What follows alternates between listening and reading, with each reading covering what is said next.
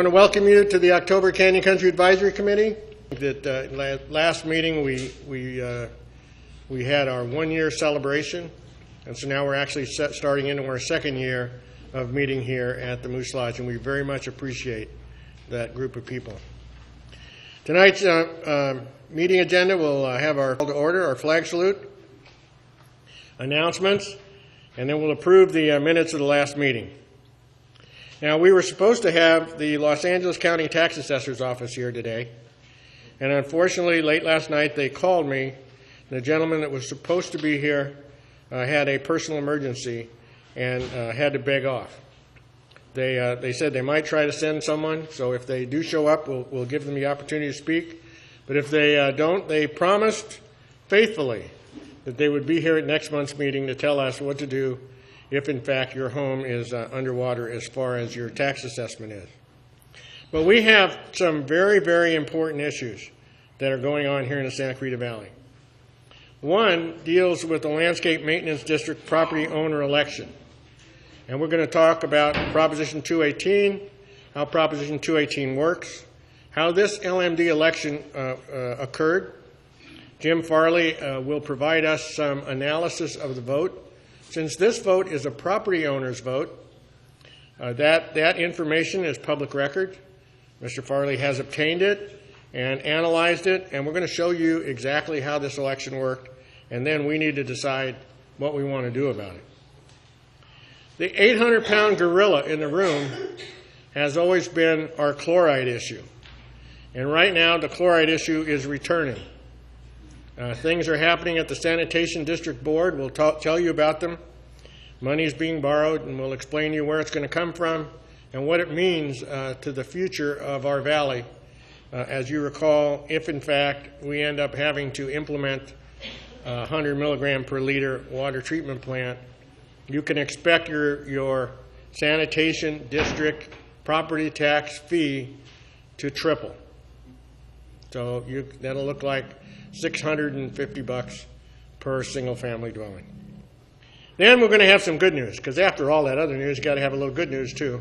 So we'll talk about the Cross Valley Connector Highway 14 bridge and where the funding is and where they are in discussing building that, and that really came out good. If Judy is here with some Canyon Country kudos, we'll do our Canyon Country kudos thing, and then our view of public participation and a preview, not the October meeting, but the November meeting.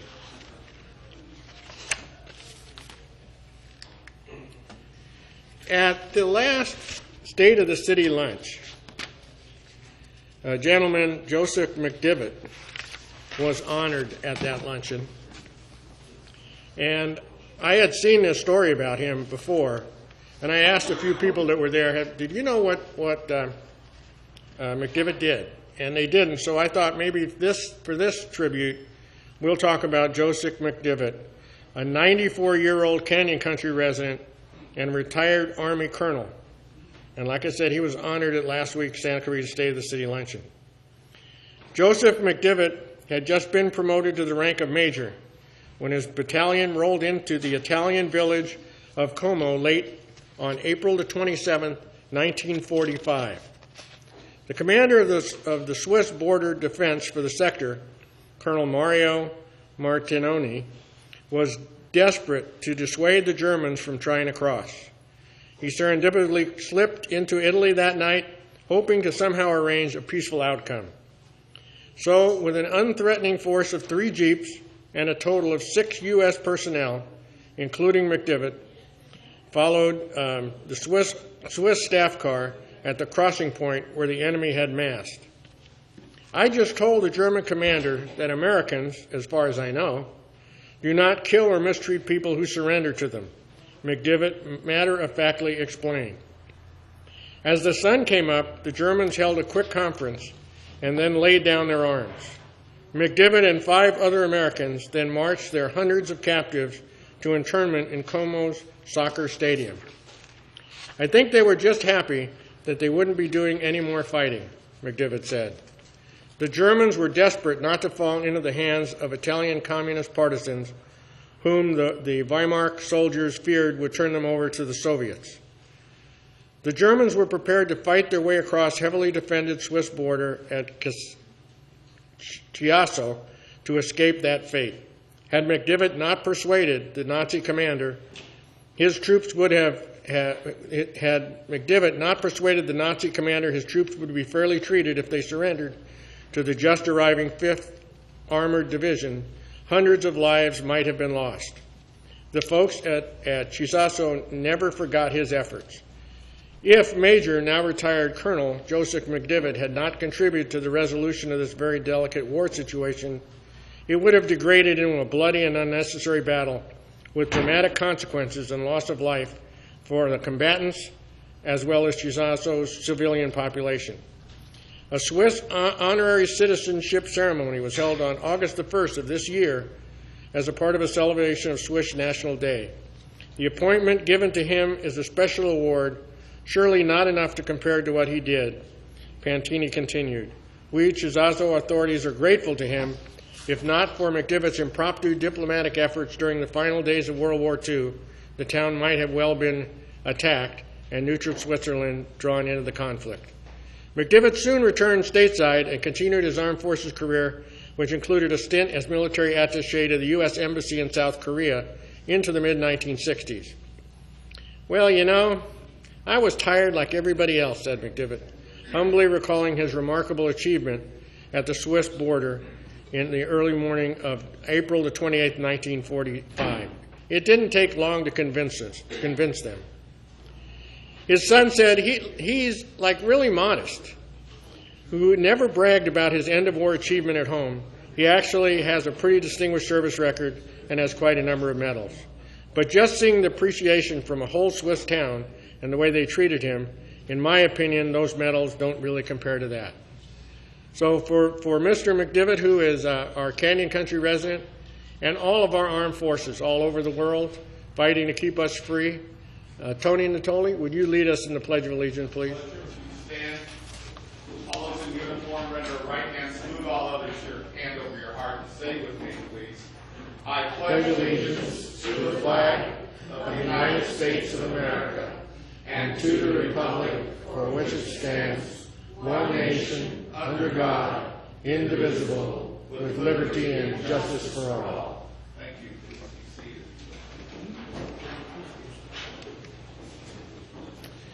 As far as announcements, we've had several press releases come out of the Santa Clarita City, and everybody's being invited to attend the New Hall Metrolink parking expansion and the new passive recreation area. Does anybody know what the new passive recreation area is?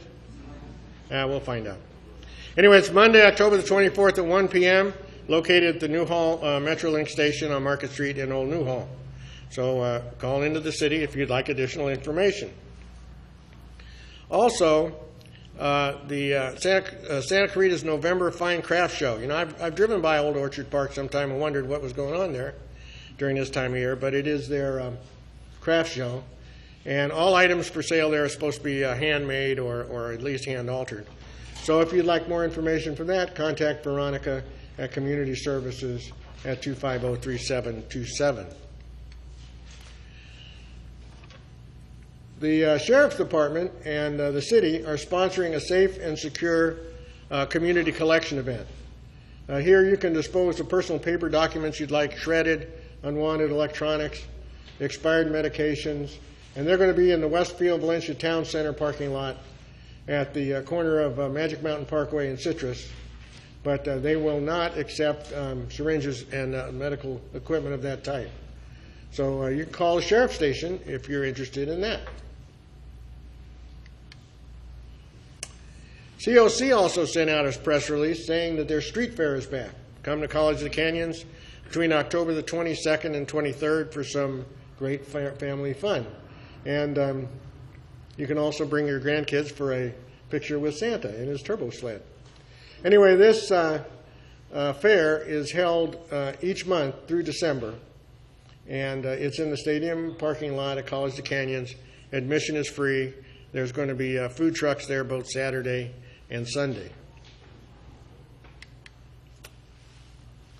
This is National Crime Prevention Month, and the Sheriff's Department sent out a a reminder of what to do to help reduce crime.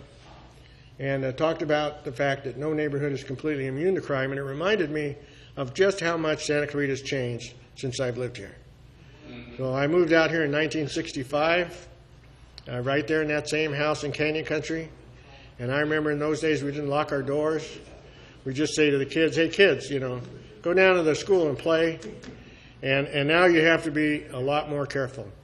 So it's know exactly where your children are. Help the children learn their phone numbers and address. Make sure they know their limits. You know their friends. Choose a safe house in your neighborhood if there is one. Is your house still a safe house, Berta? Teach your children to settle arguments with words and work together with your neighbors. And like I said, things have really changed because I remember we all used to look after everybody else's children. Also, they're still now saying start a new neighborhood crime watch if you don't have one. I know Rick Drew has one in his neighborhood, and Bob Mason, the dean, had one in theirs. And so if you don't have one, it wouldn't be a bad idea to get one started.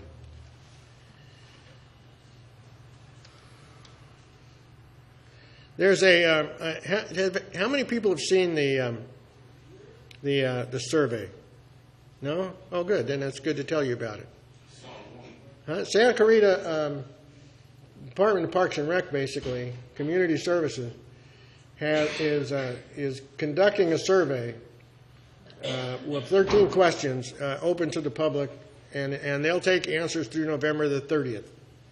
Now, you can go online to the santaclarita.com website and go to their Community Services page, and on that page you'll find the information as to how to fill out the survey.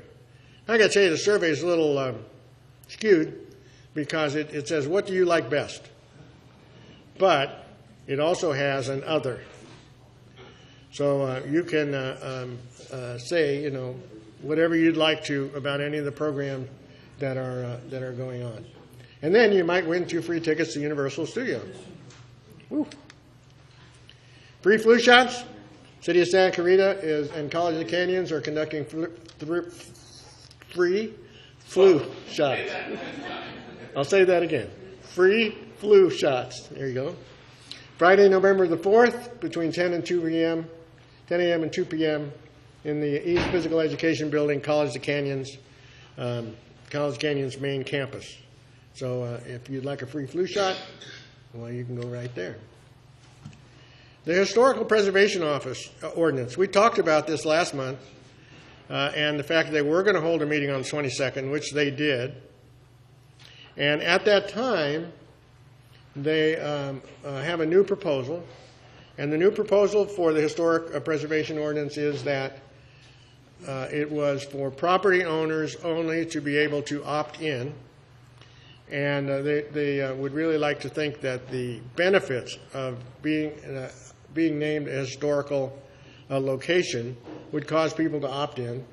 And then there was also a provision, if you were already in, to opt out in case you were dissatisfied. So it's supposed to go to the Planning Commission on October the 18th, and it did. Some of our members watched it. I know some of our members were there. Berta was there and spoke about it. And the result from the Planning Commission direction to staff was to bring it to the council. The idea of the fact that property owners would make the decision to opt in remained, but they wanted it a little more difficult to opt out. So as far as opting out is concerned, is once you're in, if you decide you want to opt out, then you would have to show that it created a financial hardship to the property, and you would have to return any benefit that you received by being a member of the Historical Preservation Group. So we should see it going to the City Council. Oh, by the way, also I noted that during the time that Lisa Weber was talking at the end of the meeting, she mentioned that there's going to be some open meetings, city outreach meetings on the UDC changes, on the ordinance changes. And so I believe she said the first one was going to be on the 27th. But I fired an email off to her asking her for the schedule. I know we have a lot of people that have some specific ordinances that they are interested in, and that's something we should really participate in. We were told that that outreach was going to start in the spring, so I guess the spring just came a little early, and we ought to get together and get moving. It's slow in planning these days. Excuse me? It's slow in planning these days. That's right. That's right. AB 438 was signed into law by Governor Brown on October the 8th, 2001. This is the bill that's going to create some new requirements through January the 1st, 2019 for cities that wish to withdraw from a public library system and move to a privatized system for the goal of cost reduction. Now, this does not really affect us in Santa Clarita, although we affected it.